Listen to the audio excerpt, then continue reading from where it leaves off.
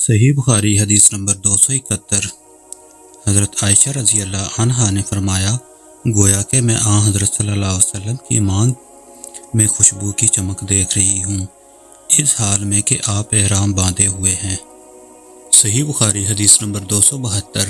ام المومنین حضرت عائشہ رضی اللہ عنہا نے فرمایا کہ رسول کریم صلی اللہ علیہ وسلم جنابت کا غسل کرتے تو پہلے اپنے ہاتھوں کو دھوتے اور نماز کی طرح وضو کرتے، پھر غسل کرتے، پھر اپنے ہاتھوں سے بالوں کا خلال کرتے، اور جب یقین کر لیتے کہ جسم تر ہو گیا ہے تو 3 مرتبہ اس پر پانی بہاتے، پھر تمام بدن پر غسل کرتے۔ صحیح بخاری حدیث نمبر 273۔ حضرت عائشہ رضی اللہ عنہا نے فرمایا کہ میں اور رسول کریم صلی اللہ علیہ وسلم ایک برتن میں غسل کرتے تھے، ہم دونوں اس سے چلو بھر بھر کر پانی لیتے تھے۔ صحیح بخاری حدیث نمبر 274۔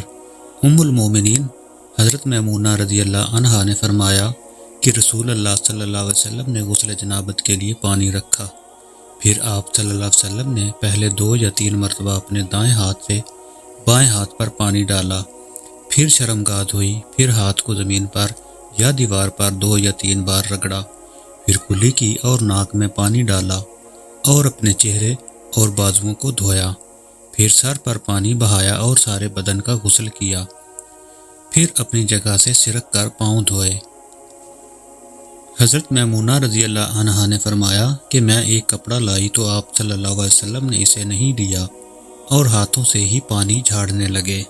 صحیح بخاری حدیث نمبر 275۔ حضرت ابو ہریرہ رضی اللہ عنہ سے روایت ہے کہ نماز کی تکبیر ہوئی اور صفیں برابر ہو گئیں، لوگ کھڑے تھے کہ رسول کریم صلی اللہ علیہ وسلم اپنے حجرے سے ہماری طرف تشریف لائے۔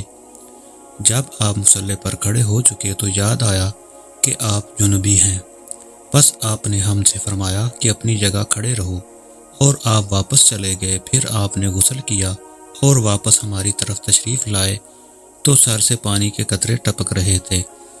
آپ نے نماز کے لیے تکبیر کہی اور ہم نے آپ کے ساتھ نماز ادا کی۔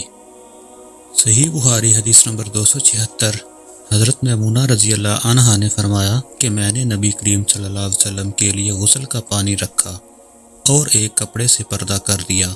پہلے آپ نے اپنے دونوں ہاتھوں پر پانی ڈالا اور انہیں دھویا، پھر اپنے دائیں ہاتھ سے بائیں ہاتھ میں پانی لیا اور شرمگاہ دھوئی، پھر ہاتھ کو زمین پر مارا اور دھویا، پھر کلی کی اور ناک میں پانی ڈالا اور چہرے اور بازو دھوئے، پھر سر پر پانی بہایا اور سارے بدن کا غسل کیا۔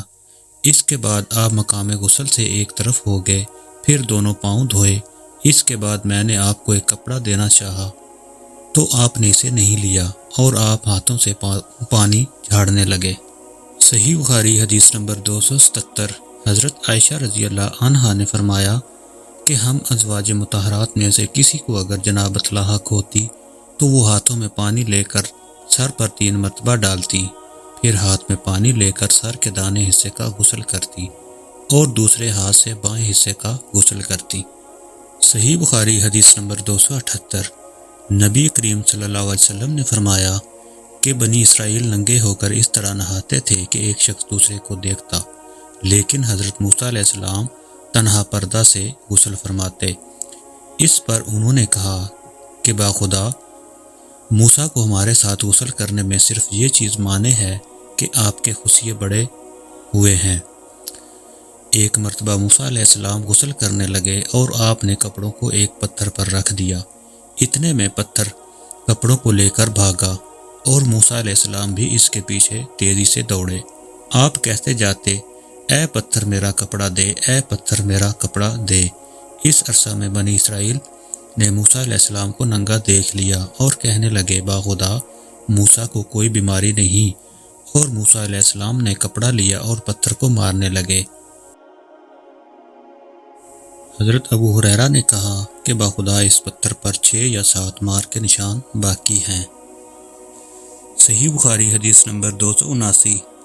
نبی کریم صلی اللہ علیہ وسلم نے فرمایا کہ ایک بار ایوب علیہ السلام ننگے غسل فرما رہے تھے کہ سونے کی ٹڈیاں آپ پر گرنے لگیں۔ حضرت ایوب علیہ السلام انہیں اپنے کپڑے میں سمیٹنے لگے، اتنے میں ان کے رب نے انہیں پکارا کہ اے ایوب، کیا میں نے تمہیں اس چیز سے بے نیاز نہیں کر دیا جسے تم دیکھ رہے ہو؟ ایوب علیہ السلام نے جواب دیا، ہاں تیری بزرگی کی قسم، لیکن تیری برکت سے میرے لیے بے نیازی کیوں کر ممکن ہے۔ صحیح بخاری حدیث نمبر 280۔ ہانی بنت ابی طالب کو یہ کہتے سنا کہ میں فتح مکہ کے دن رسول اللہ صلی اللہ علیہ وسلم کی خدمت میں حاضر ہوئی تو میں نے دیکھا کہ آپ غسل فرما رہے ہیں اور فاطمہ رضی اللہ عنہا نے پردہ کر رکھا ہے۔ نبی کریم صلی اللہ علیہ وسلم نے پوچھا، یہ کون ہے؟ میں نے عرض کی کہ میں ہانی ہوں۔ صحیح بخاری حدیث نمبر 281۔ حضرت میمونہ رضی اللہ عنہا نے کہا، جب نبی کریم صلی اللہ علیہ وسلم غسل جنابت فرما رہے تھے، میں نے آپ کا پردہ کیا تھا تو آپ نے پہلے اپنے ہاتھ دھوئے، پھر دانے ہاتھ سے بائیں پر پانی بہایا اور شرمگاہ دھوئی، اور جو کچھ اس میں لگ گیا تھا اسے دھویا، پھر ہاتھ کو زمین یا دیوار پر رگڑ کر دھویا، پھر نماز کی طرح وضو کیا، پاؤں کے علاوہ پھر پانی اپنے سارے بدن پر بہایا اور اس جگہ سے ہٹ کر دونوں قدموں کو دھویا۔ صحیح بخاری حدیث نمبر 282۔ ام المومنین حضرت سلمہ رضی اللہ عنہا نے فرمایا کہ ام سلیم ابو طلحہ رضی اللہ عنہ کی عورت رسول کریم صلی اللہ علیہ وسلم کی خدمت میں حاضر ہوئیں اور کہا کہ اللہ تعالیٰ حق سے حیا نہیں کرتا، کیا عورت پر بھی جب کہ اسے اطلام ہو غسل واجب ہو جاتا ہے؟ تو رسول اللہ صلی اللہ علیہ وسلم نے فرمایا، ہاں، اگر اپنی منی کا پانی دیکھے تو اسے بھی غسل کرنا ہوگا۔ صحیح بخاری حدیث نمبر 283۔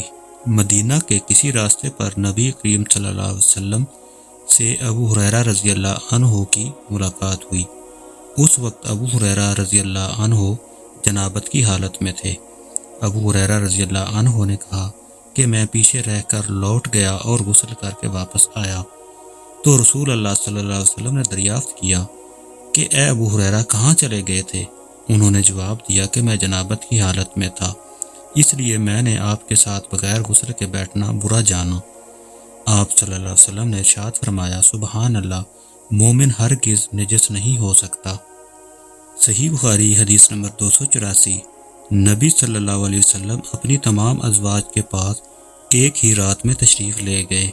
اس وقت آپ کی ازواج میں 9 بیویاں تھیں۔ صحیح بخاری حدیث نمبر 285۔ حضرت ابو ہریرہ رضی اللہ عنہ نے کہا کہ میری ملاقات رسول اللہ صلی اللہ علیہ وسلم سے ہوئی۔ اس وقت میں جنوبی تھا، آپ نے میرا ہاتھ پکڑ لیا اور میں آپ کے ساتھ چلنے لگا۔ آخر آپ ایک جگہ بیٹھ گئے اور میں آہستہ سے آپ اپنے گھر آیا اور غسل کر کے حاضر خدمت ہوا۔ آپ ابھی بیٹھے ہوئے تھے۔ آپ صلی اللہ علیہ وسلم نے دریافت فرمایا، اے ابو ہریرہ، کہاں چلے گئے تھے؟ میں نے واقعہ بیان کیا تو آپ نے فرمایا، سبحان اللہ، مومن تو نجس نہیں ہوتا۔ صحیح بخاری حدیث نمبر 286۔ ابو سلمہ سے روایت ہے کہ میں نے عائشہ رضی اللہ عنہا سے پوچھا کہ کیا نبی کریم صلی اللہ علیہ وسلم جنابت کی حالت میں گھر میں سوتے تھے؟ کہا، ہاں، لیکن وضو کر لیا کرتے تھے۔ صحیح بخاری حدیث نمبر 287۔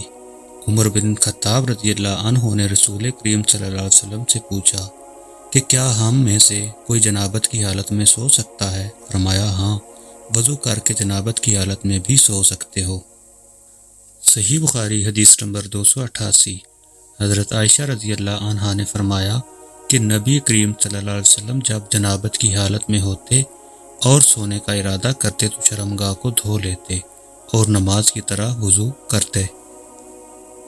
صحیح بخاری حدیث نمبر 299۔ حضرت عمر رضی اللہ عنہ نے نبی کریم صلی اللہ علیہ وسلم سے دریافت کیا کہ کیا ہم جنابت کی حالت میں سو سکتے ہیں؟ آپ صلی اللہ علیہ وسلم نے فرمایا، ہاں، لیکن وضو کر کے۔ صحیح بخاری حدیث نمبر 290۔ حضرت عمر رضی اللہ عنہ نے رسول اللہ صلی اللہ علیہ وسلم سے عرض کی کہ رات میں انہیں غسل کی ضرورت ہو جایا کرتی ہے، تو رسول اللہ صلی اللہ علیہ وسلم نے فرمایا کہ وضو کر لیا کرو اور شرمگاہ کو دھو کر سو جا۔ صحیح بخاری حدیث نمبر 291۔ نبی کریم صلی اللہ علیہ وسلم نے فرمایا کہ جب مرد عورت کے 4 زانوں میں بیٹھ گیا اور اس کے ساتھ جماع کے لیے کوشش کی تو غسل واجب ہو گیا۔ صحیح بخاری حدیث نمبر 292۔ حضرت عثمان بن عفان رضی اللہ عنہ سے پوچھا گیا کہ مرد اپنی بیوی سے ہم بستر ہوا لیکن انزال نہیں ہوا تو وہ کیا کرے؟ حضرت عثمان رضی اللہ عنہ نے فرمایا کہ نماز کی طرح وضو کر لے اور ذکر کو دھو لے۔ اور حضرت عثمان رضی اللہ عنہ نے فرمایا کہ میں نے رسول اللہ صلی اللہ علیہ وسلم سے یہ بات سنی ہے۔ صحیح بخاری حدیث نمبر 293۔ ابی بن کعب نے پوچھا، یا رسول اللہ، جب مرد عورت سے جماع کرے اور انزال نہ ہو تو کیا کرے؟ آپ صلی اللہ علیہ وسلم نے فرمایا، عورت سے جو کچھ اسے لگ گیا اسے دھو لے، پھر وضو کرے اور نماز پڑھے۔